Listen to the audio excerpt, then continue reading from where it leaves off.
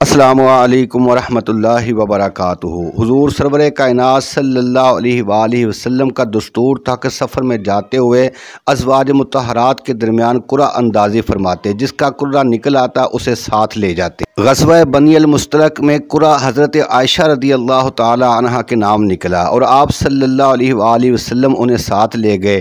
غزوے سے واپسی پر ایک جگہ پڑاؤ کیا۔ حضرت عائشہ رضی اللہ تعالی عنہ اپنی رفع حاجت کے لیے گئی اور اپنی بہن کا ہار جسے وہ مانگ کر لے گئی تھی کھو بیٹھی۔ احساس ہونے پر فوراً ہی اس جگہ واپس گئی جہاں ہار غائب ہوا تھا۔ اسی دوران وہ لوگ آئے جو آپ کا ہودج اونٹ پر لادا کرتے تھے۔ انہوں نے سمجھا کہ آپ ہودج کے اندر تشریف فرما ہیں، اس لیے اسے اونٹ پر لاد دیا اور ہودج کے ہلکا پن پر نہ چونکے، کیونکہ حضرت عائشہ رضی اللہ تعالی عنہ ایک تو نو عمر تھی اور دوسرا آپ کا وزن بہت کم تھا، اور پھر کئی آدمیوں نے مل کر ہودج اٹھایا تھا، اس لیے بھی ہلکے پن پر تعجب نہ ہوا۔ بہرحال حضرت عائشہ رضی اللہ تعالی عنہ ہار ڈھونڈ کر قیام گاہ پہنچی تو پورا لشکر جا چکا تھا اور میدان بالکل خالی پڑا تھا، نہ کوئی پکارنے والا تھا نہ جواب دینے والا۔ آپ اس خیال سے وہیں بیٹھ گئی کہ لوگ انہیں نہ پائیں گے تو پلٹ کر وہیں تلاش کرنے آئیں گے، لیکن اللہ اپنے امر پر غالب ہے اور بالائے عرش سے جو تدبیر چاہتا ہے کرتا ہے۔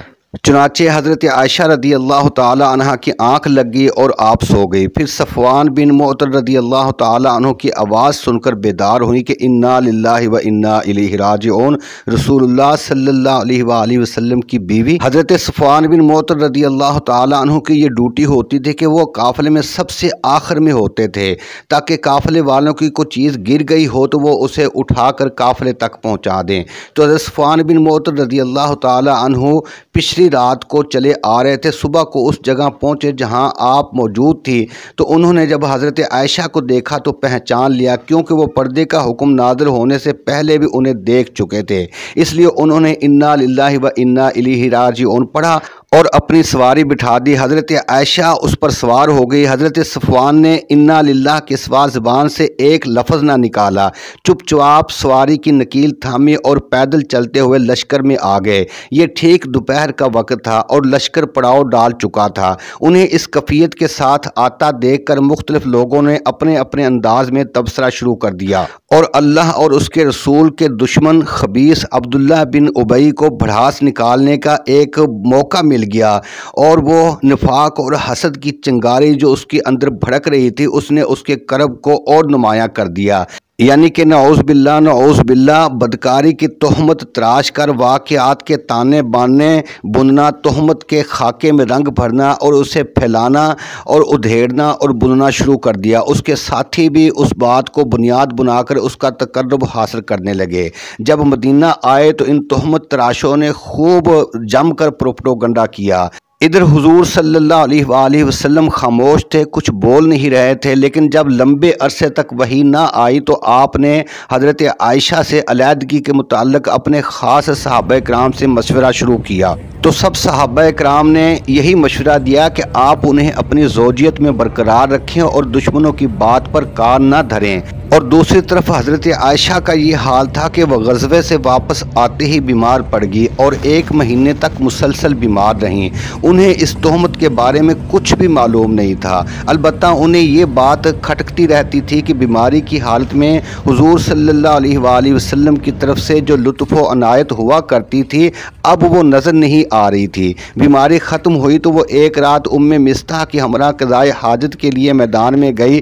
اتفاق سے مصطح اپنی چادر میں پھنس کر گر گئی اور اس پر انہوں نے اپنے بیٹے کو بد دعا دی۔ حضرت عائشہ نے اس حرکت پر انہیں ٹوکا تو انہوں نے حضرت عائشہ کو یہ بتلانے کے لیے کہا کہ میرا بیٹا بھی اس پروپیگنڈے کے جرم میں شریک ہے۔ تہمت کا واقعہ کہہ سنایا۔ حضرت عائشہ نے واپس آ کر اس خبر کا ٹھیک پتہ لگانے کی غرض سے آپ صلی اللہ علیہ وآلہ وسلم سے والدین کے پاس جانے کی اجازت چاہی۔ پھر اجازت پا کر والدین کے پاس تشریف لے گئی اور صورتحال کا یقینی طور پر علم ہو گیا تو بے اختیار رونے لگی۔ پھر 2 راتیں اور 1 دن تک مسلسل روتے روتے گزر گیا۔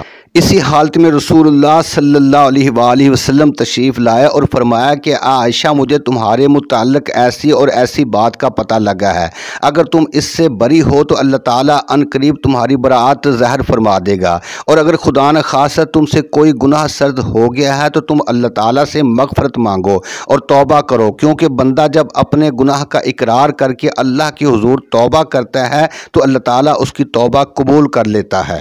تو اس وقت حضرت عائشہ رضی اللہ تعالی عنہ کے آنسو ایک دم تھم گئے اور انہوں نے اپنے والدین سے کہا کہ وہ آپ صلی اللہ علیہ وآلہ وسلم کو جواب دیں، لیکن ان کی سمجھ میں نہ آیا کہ کیا جواب دیں۔ اس کے بعد حضرت عائشہ نے خود ہی کہا، واللہ میں جانتی ہوں کہ یہ بات سنتے سنتے آپ لوگوں کے دلوں میں اچھی طرح بیٹھ گئی ہے اور آپ لوگوں نے اسے بالکل سچ سمجھ لیا ہے، اس لیے اب اگر میں یہ کہوں کہ میں بری ہوں اور اللہ خوب جانتا ہے کہ میں بری ہوں تو آپ لوگ میری بات سچ نہ سمجھیں گے، اور اگر میں کسی بات کا اعتراف کر لوں حالانکہ اللہ خوب جانتا ہے کہ میں اس سے بری ہوں تو آپ لوگ صحیح مان لیں گے۔ ایسی صورت میں واللہ میرے لیے اور آپ لوگوں کے لیے وہی مثل ہے جو حضرت یوسف علیہ السلام کے والد نے کہا تھا کہ فصبر جمیل واللہ المستعان علی ما تصفون، کہ صبر ہی بہتر ہے اور تم لوگ جو کچھ کہتے ہو اس پر اللہ کی مدد مطلوب ہے۔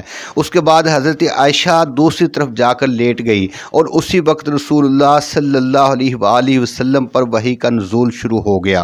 جب نزول وحی کی شدت اور کیفیت ختم ہوئی تو آپ صلی اللہ علیہ وآلہ وسلم مسکرا رہے تھے اور آپ نے پہلی بات جو فرمائی وہ یہ تھی کہ عائشہ اللہ نے تمہیں بری کر دیا ہے۔ اس موقع پر واقعہ افق سے متعلق جو آیات نازل ہوئیں وہ سورہ نور کی 10 آیات ہیں جو ان الذین جاءوا بالافک عصبۃ منکم سے شروع ہوتی ہیں۔ اس کے بعد تہمت لگانے کے جرم میں مصطح بن اساسہ، حسان بن ثابت اور حمنہ بنت جحش رضی اللہ تعالی عنہم کو 80 کوڑے مارے گئے۔ اسلامی قانون یہی ہے کہ جو شخص کسی پر زنا کی تہمت لگائے اور ثبوت پیش نہ کرے اسے اس تہمت لگانے والے کو 80 کوڑے مارے جائیں۔ البتہ خبیث عبداللہ بن ابی کی پیٹھ اس سزا سے بچ گئی، حالانکہ تہمت تراشوں میں وہی سر فارس تھا۔ حافظ ابن حجر نے امام حاکم کی ایک روایت نقل کی ہے کہ عبداللہ بن ابی کو بھی حد لگائی گئی تھی۔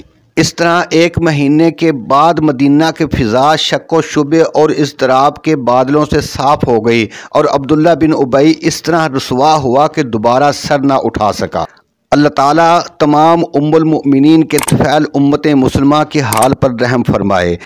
ناظرین، اگر ویڈیو اچھی لگے تو ہمارے چینل حوض کوثر کو ضرور سبسکرائب کریں، بیل کو بھی پریس کریں۔ اللہ حافظ۔